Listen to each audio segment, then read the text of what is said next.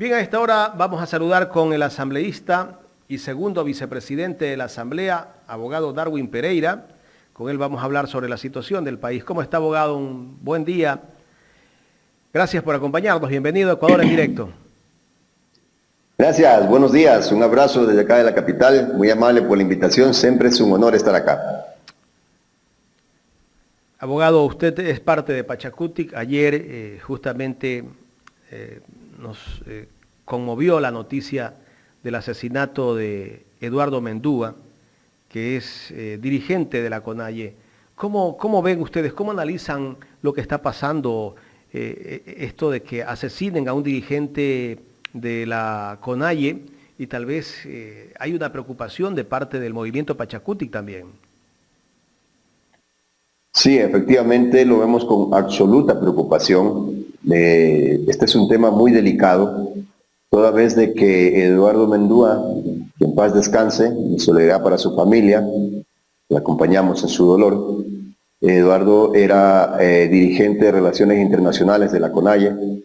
Eduardo había venido denunciando la ampliación de la frontera petrolera, especialmente por parte de compañías petroleras y también de Petroecuador, dicho sea de paso, en sus territorios.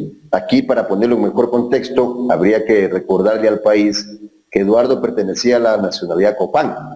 La nacionalidad Copán es un pueblo que en este momento está en peligro de extinción. Ya quedan pocas familias y usted y yo conocemos por nuestra preparación, por nuestras investigaciones, que los copanes son parte de nuestra riqueza histórica, de nuestra identidad nacional. O sea, mire usted, usted debe haber visto cuando hay un animal que está en peligro de extinción, que el oso andino está en peligro de extinción, que los pumas, que los tigres prohíben la caza, prohíben que la gente entre a ese lugar, lo blindan, lo cercan, lo declaran patrimonio, lo declaran zona de reserva, qué sé yo, y nadie puede entrar ahí. Sin embargo, cuando se trata de seres humanos, como son el pueblo de la nacionalidad Copán, que representan nuestra identidad, que es de donde venimos, que son los pocos hermanos indígenas de esta nacionalidad que quedan, los que representan esa identidad, lamentablemente el Estado más bien manda a la policía, apoya a las petroleras para que los desaparezcan. Eso no podemos darnos de lujo. Estamos hablando de desaparecer nuestra identidad y no puede sucedernos eso. Es nuestra riqueza cultural, por el amor de Dios. ¿Qué le está pasando al gobierno? Y en ese contexto, sí nos duele, nos preocupa y por eso en los próximos días vamos a llamar a algunos ministros a la Asamblea Nacional para que nos respondan sobre este asesinato, porque si el gobierno no da una respuesta concreta, esto pasaría a convertirse en un crimen de Estado.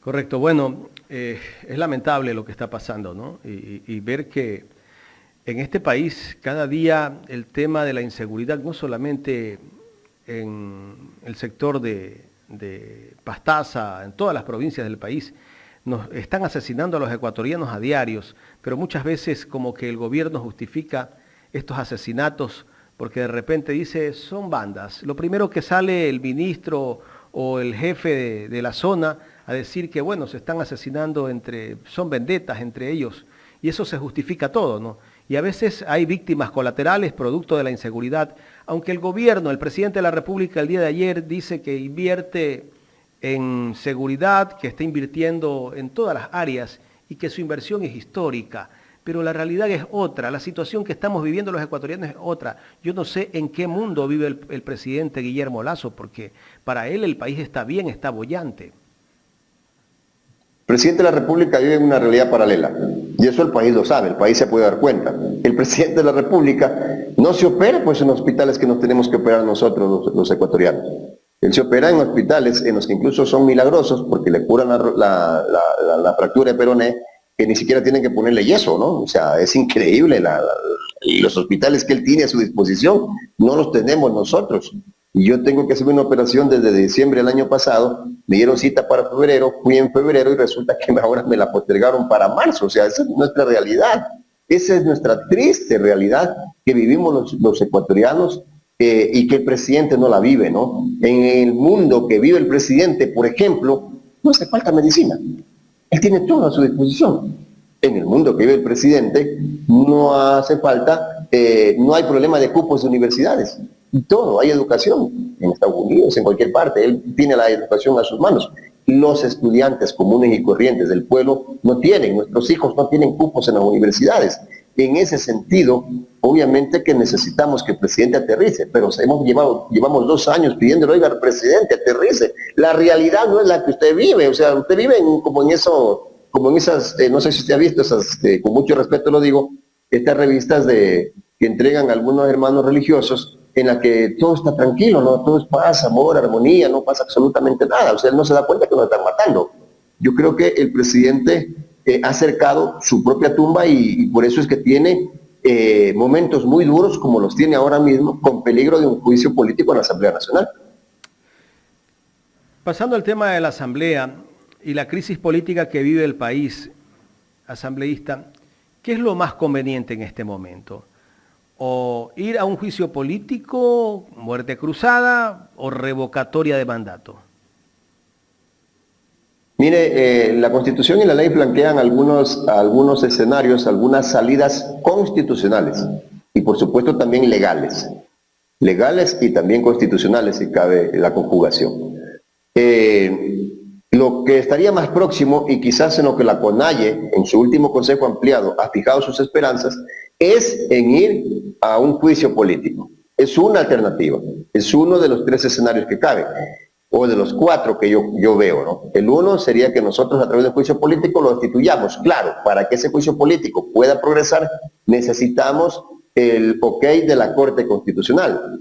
La otra salida es que haya una muerte cruzada de parte del presidente de la República. Es decir, nos vamos nosotros, él se queda 6 meses gobernando a punta de decretos. Me parece que no es el escenario más ideal, porque a Guillermo Lasso nadie lo soporta un solo día más de gobierno. Es decir, nadie soporta que nos sigan matando. Nadie soporta que no tengamos medicina en los hospitales un solo día más. Entonces, esa es la segunda opción. La otra opción es que nosotros desde la Asamblea, a través de muerte cruzada, ya no de juicio político, a través de muerte cruzada, lo destituyamos y nos vamos a la casa nosotros y también se iría él, quedaría el vicepresidente por 6 meses hasta que hayan nuevas elecciones. Yo no tengo ningún problema en votar por aquello, me iría con la frente en alto a la casa porque nadie lo soporta un día más a Guillermo Lasso, ni siquiera nosotros en la Asamblea. Y quizás un cuarto escenario es que haga lo que la CONAIE le ha dicho y que obviamente es el sueño de todos los ecuatorianos en este momento, que renuncie. Que por amor a Dios, que dice tenerle, porque se confiesa creyente, que por amor a la patria, que dice tenerla, aunque no lo demuestra, que renuncie, que dé un paso al costado, se vaya a la casa y deje, y eso también es una salida constitucional y legalmente contemplada. Correcto, pero si él gobierna, manda muerte cruzada y gobierna vía decreto, cada vez que él envía un decreto, ¿tiene que ir a la Corte Constitucional o directamente lo puede manejar él? Tienen que ir a la Corte Constitucional y recordemos que los decretos que tienen que ir a la Corte Constitucional son aquellos que tienen que ver con el tema económico, pero aquí no es la preocupación eso.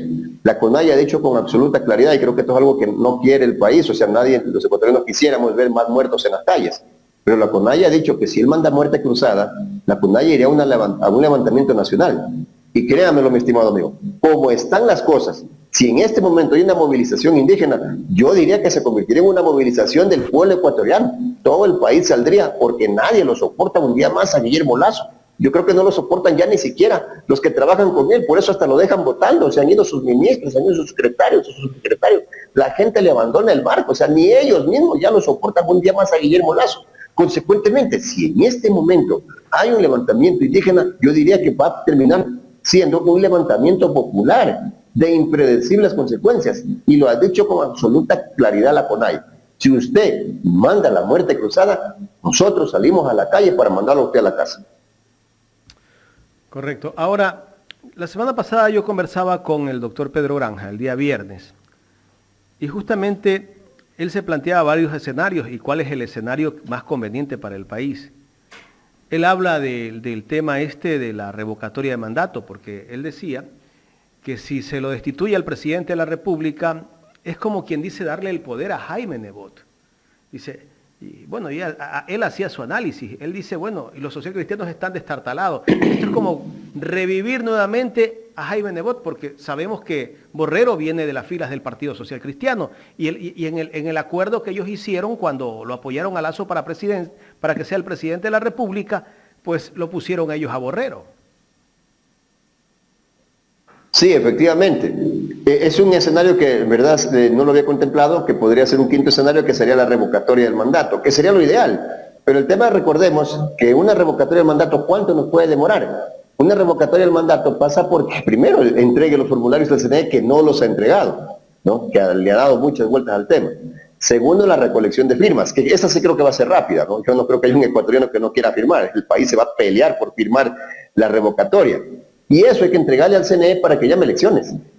No es que solo con las firmas ya se va. Y el CNE tiene que organizar, más o menos en 3 meses, que es lo más rápido que podría hacerlo, organizaría. Estamos hablando de una revocatoria del mandato. Si hoy entregara los formularios, nos estaría demorando de 6 a 9 meses como mínimo, ¿no? Entonces sí es un escenario, debemos considerarlo, pero es un escenario que va a tomar su tiempo por culpa del Consejo Nacional Electoral, que no lo quiso entregar en su momento a los formularios. Y yo coincido con el doctor Granja. Eso podría implicar que le entreguemos el poder a un partido político que ahora mismo ha sido prácticamente enterrado en las urnas, especialmente en Guayas y su cantón municipal Guayaquil, pero es un escenario que contemplarlo, no podemos tampoco dejarlo de lado. Si eso se da, habrá que apoyarlo y de mi parte tendrán todo el respaldo.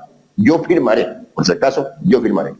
Claro, él decía que en menos de 15 días se puede recoger las firmas y que en 3 o 4 meses se podrían dar las elecciones, y hablaba incluso ya hasta de que en este mismo año tengamos a un nuevo gobierno. O sea, yo creo que si hay una presión social, si hay ese anuncio de la CONAIE que dice que ya a partir del 7 u 8 de marzo van a salir a las calles, viendo esa presión social, ¿usted no cree que el CNE se vea en la posibilidad de entregar los formularios para que se recojan las firmas?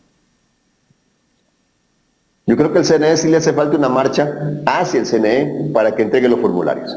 No, el CNE no puede seguir como está actualmente, no puede seguir salvando al gobierno de Guillermo Lasso y en consecuencia condenando al pueblo a vivir de la forma paupérrima en que tienen viviendo a este país. No es posible que nadie se conduela de un Ecuador en el que no hay medicina en los hospitales, a pesar de que hay el dinero. O sea, nuestro problema, de hecho, sea de paso, no es un problema de dinero, por si acaso. Quizás en un momento de la pandemia, quizás en otros momentos en que el petróleo cayó de precio y estábamos con las cuentas y la caja fiscal en cero. No, hoy tenemos 9.300 millones de dólares, escúcheme bien, 9.300 millones de dólares, una cifra astronómica, fuera del país, en la Reserva Monetaria Internacional, 9.300 millones de dólares afuera, y acá nos morimos sin medicinas. Y acá nos están matando porque no hay para comprar patrulleros, no hay para comprar armamento, no hay para comprar chaleco antibalas, no hay para contratar más policías. Y afuera, 9.300 millones de dólares amontonados. Solo con 1.000 millones de dólares solucionamos el problema de la seguridad. Con 1.000 millones de dólares más solucionamos el problema de la salud. Por eso yo he planteado, traigamos pues el 50% de la Reserva Monetaria Internacional, que ahora mismo, repito, está en 9.300 millones de dólares. Con 4.500 millones de dólares, con 5.500 millones de dólares, usted pone el país lo pone a andar, porque le inyectaría 1.000 millones a la salud y tendría medicinas a través de decretos de emergencia, de estados de emergencia, inmediatamente. A través de estados de emergencia podríamos comprar los patrulleros que nos hacen falta y ojalá blindados, comprar el armamento de la policía y solucionamos el problema de seguridad. Con 1.000 millones de dólares más, usted le inyecta a las universidades y en el próximo ciclo, que empieza ya en mayo, ya mismo, usted tendría el doble de cupos, si no el triple, en este momento en las universidades, tal como están en estos momentos, porque ellas han dicho que es problema de plata, que no abren más cupos. Con 1.000 millones de dólares más, usted pone al país a solucionarle los problemas de vialidad, que tan venida menos está, tan destrozadas las carreteras.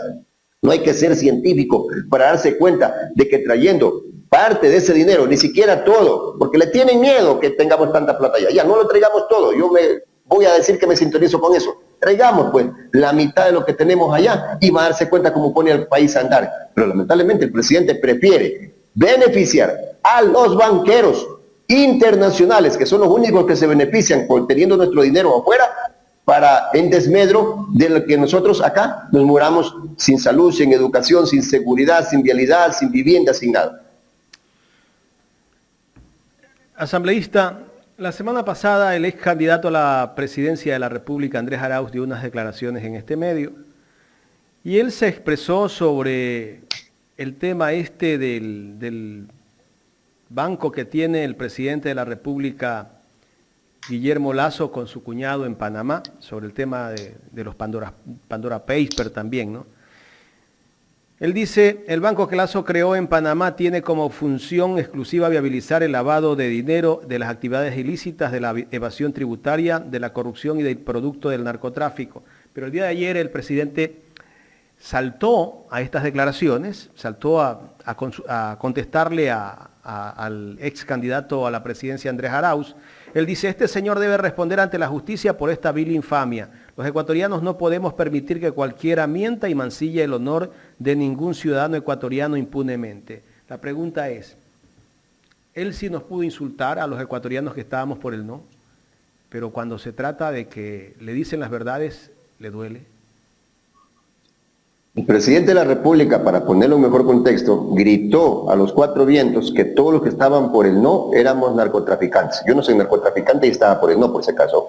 ¿Sí? Entonces dijo que eran los delincuentes de este país los que estaban por el no, porque no querían extradición. Yo no soy delincuente, por si acaso, y estaba por el no. Entonces él nos dijo a todos los ecuatorianos que estaban por el no y que somos la mayoría y que se lo demostramos ya en las elecciones contra la consulta popular, a la mayoría de ecuatorianos, a más del 50% de ecuatorianos nos gritó narcodelincuentes, nos gritó sinvergüenza, nos gritó de todo, y no le hemos seguido un juicio. Y no lo estamos enjuiciando por eso. Ahora, porque alguien le dice sus verdades y que la mejor manera de hacerlo, de desmentirlo, no sería tratando de callarlo a través de una justicia que cree que la tiene en su poder, sí, sí, a través de la justicia, debería pues mostrarnos cuáles son los mayores depositantes del Banco Banismo. Ecuatorianos me refiero. Debería decirnos cuáles son los depositantes ecuatorianos que más dinero han depositado en el Banco Banismo. ¿O quiere que eso también mañana aparezca una lista negra, de esas que le aparecen todos los días y le revientan en la cara como canguil? Yo creo que es importante que él lo transparente y diga, vean, aquí están los depositantes, son gente honesta, son gente que ha sacado su dinero del país de forma transparente, para ver si es cierto. Pues. Yo pregunto, ¿cómo se compró un banco en Panamá? Y cuando revisamos la declaración de impuestos no tiene pues la declaración de impuestos que compadezcan que se haya comprado un banco de esas características allá. Eso debería explicarle al país. Claro, el presidente de la República se ha acostumbrado a mentirnos, a insultarnos también, porque a todos nos dijo narcodelincuentes, después nos dijo antipatria, porque él cree que tiene el poder para hacerlo y porque es el presidente de la República, pues, y a él nadie le puede decir nada, él nos descalifica a todo el mundo, pero siempre tiene a sus aliados, a los medios de comunicación tradicionales, entre comillas, independientes, que son los que le llevan el mensaje y los que también cuando les toca blindarlo, lo blindan para que nadie le diga las verdades, ¿no? Y tratan de lavarle la cara a las cosas del gobierno. Este gobierno no da más, ¿no? No da más. Cada que sale a una declaración de prensa, yo diría la embarra. Y tienen que andar los ministros a la carrera tratando de rescatar, o tratando de maquillar con bonitas caras, con bonita forma, los errores que él comete. No se lo soporta más. Yo repito, yo no creo que haya un ecuatoriano que soporte un día más de gobierno de Guillermo Lasso, obviamente, excepto los que están mamando de la teta, ¿no? Los que están en el gobierno, los que trabajan para el presidente, aquellos les dio trabajo. Pero a veces creo que ni siquiera ellos, porque si usted se da cuenta, las principales figuras que estaban mamando este gobierno, que ya los primieron al Estado hasta donde más pudieron, se han ido, ¿no? Se han ido todos los que estaban ahí alrededor de él, lo han dejado prácticamente solo. Hoy lo vemos que aparece con nuevas figuras, algunas recicladas de otros partidos, las que utiliza para poder salvarse, se aferra. Hoy en día, que ya no tiene esas figuras, hoy en día, que ha cerrado todo tipo de diálogo, porque ha sido él quien ha cerrado en la cara el diálogo a la Asamblea Nacional, hoy en día, que no tiene ya ni siquiera la justicia a quien la manipulaba a su antojo, para poder seguir manipulándola de esa manera, hoy en día lo único que lo vemos aferrarse es a la bota militar y policial. No lo vemos aferrarse a ninguna otra posibilidad de quedarse en el cargo.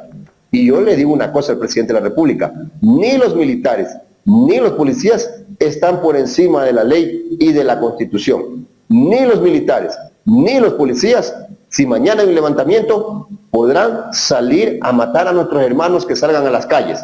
Yo estaré en las calles, si es que hay que salir para sacar este gobierno. Así que en ese aspecto, mañana o más temprano que tarde, en lugar de salir quizás con algo de dignidad, presentando una renuncia al presidente, cuidado, y termina siendo juzgado por la Corte Penal Internacional por los asesinatos que pudieran haber en la calle si hay un levantamiento popular.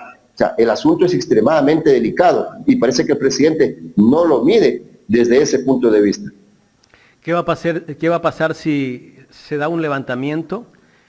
¿El presidente de la República renuncia o envía a muerte cruzada? ¿Qué puede pasar en ese escenario? Creemos que en lo caprichoso que es podría mandar la muerte cruzada, pero el mensaje de la CONAIE ha sido claro. Si manda muerte cruzada, saldrán a las calles con más fuerza y lo votarán.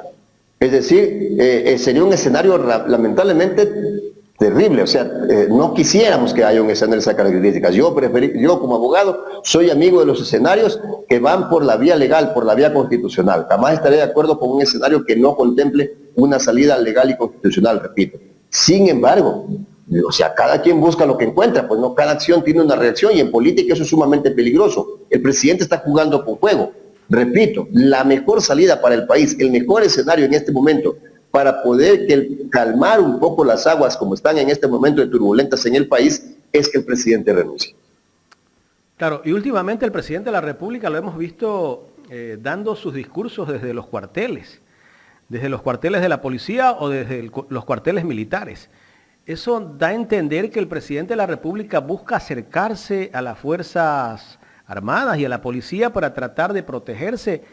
Yo decía hace un rato que tal vez el presidente está pensando incluso de cambiar su despacho a un cuartel militar. Poco y nada le falta, porque donde lo hemos visto aparecer últimamente es rodeado de militares o rodeado de policías, y ahí sí aparece Gallito. Como tiene los militares atrás, ahí sí aparece Bravo. Son delincuentes, son narcodelincuentes, son antipatrias, son vendepaís, etc.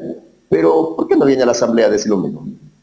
Y ahí está la respuesta, ¿no? ¿Por qué no viene a la Asamblea si tan Gallito se cree? Venga pues a la Asamblea y díganos que esas llamadas telefónicas en las que aparece involucrado su cuñado y él dando puestos son mentira. Venga a la Asamblea y díganos que ese financiamiento de la mafia albanesa para su campaña es mentira. Y dígaselo no solamente a la Asamblea, sino al país entero. ¿Por qué no viene a la Asamblea a decirnos que las fotografías que están en nuestro poder, en las que se lo ve a su cuñado reuniéndose con la mafia albanesa, son mentira? ¿Por qué no quiere venir? ¿Por qué sí se va a meter a un cuartel militar a gritarle a los cuatro vientos que es Bravo, que es Gallo? ¿Por qué no viene pues acá a la Asamblea y desmiente de lo que se lo está acusando? Discúlpeme, pero que calla, otorga. Y él ha callado frente a toda esta cantidad y cúmulo de pruebas que nosotros tenemos. Asambleísta, quiero agradecerle por haber aceptado conversar con Ecuador en directo. A ustedes, muchísimas gracias. Buenos días, muy amable. Gracias al asambleísta Darwin Pereira, segundo vicepresidente de la Asamblea. Aquí en Ecuador en directo estuvo hablando sobre la coyuntura legislativa y los escenarios o posibles escenarios que se vendrían en los próximos días.